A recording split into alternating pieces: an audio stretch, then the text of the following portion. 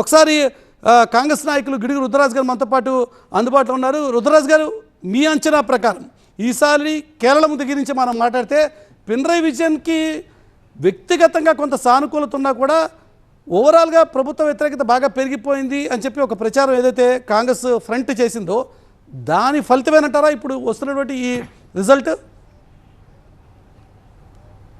అంటే ప్రధానంగా ముఖ్యమంత్రి గారికి వారి ప్రభుత్వానికి కేంద్రీకృతమైనటువంటి అధికారాలతో పనిచేసినట్టు బాగా స్పష్టంగా కనపడుతుంది. నేను కూడా సుమారు 21 రోజులు ఉండి అక్కడ పట్టణంతిట్ట, కోని, చెంగనూరు ప్రాంతాల్లో పనిచేయడం జరిగింది. So there was lot of anti incumbency. ముఖ్యమంత్రికి సంబంధించినటువంటి మంది మాగాదులే అక్కడ ప్రభుత్వాన్ని నడిపించారనేటువంటిది అర్థమైంది. క్యాబినెట్ని ఎక్కడా కూడా ఆయన కాన్ఫరెన్స్లో తీసుకున్నట్టు కానీ, క్యాబినెట్ కలెక్టివ్ ఫామ్ ఆఫ్ ఎగ్జిక్యూటివ్లో ఎక్కడ ఆయన పనిచేసినట్టు కానీ కనపడలేదు. అది కాకుండా ఇంకా ప్రధానమైనటువంటి అంశాలు కరప్ట్ అనేటువంటిది బాగా ఎస్టాబ్లిష్ అయింది.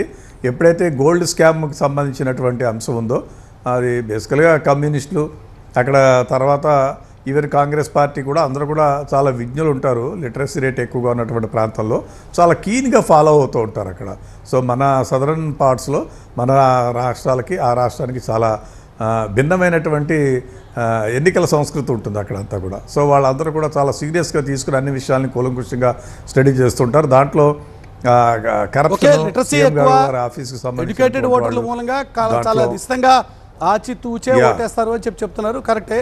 తర్వాత శబరిమలకు సంబంధించినటువంటి అంశం, శబరిమలకు సంబంధించినటువంటి అంశంలో ప్రధానమైనటువంటి దాన్ని కూడా ప్రజలు చాలా సీరియస్గా తీసుకున్నారు. ఎక్కడైతే శబరిమలకు సంబంధించి డొనేషన్స్ వచ్చి వాళ్ళ తద్వారా బంగారాన్ని ప్లేట్లుగా పెడితే దాన్ని తీసేశారనేటువంటిది అది చాలా పెద్ద ఇష్యూ. అంటే నేను ఫీల్డ్ మీద ఉన్నాను కాబట్టి చెప్తున్నా.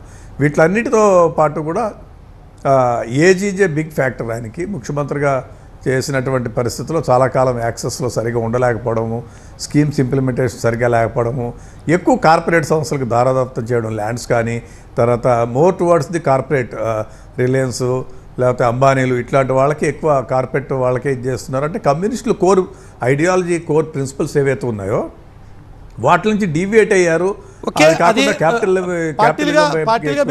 ప్రచార ప్రభావం ఖచ్చితంగా ఉంటుంది అంటున్నారు. ఒకసారి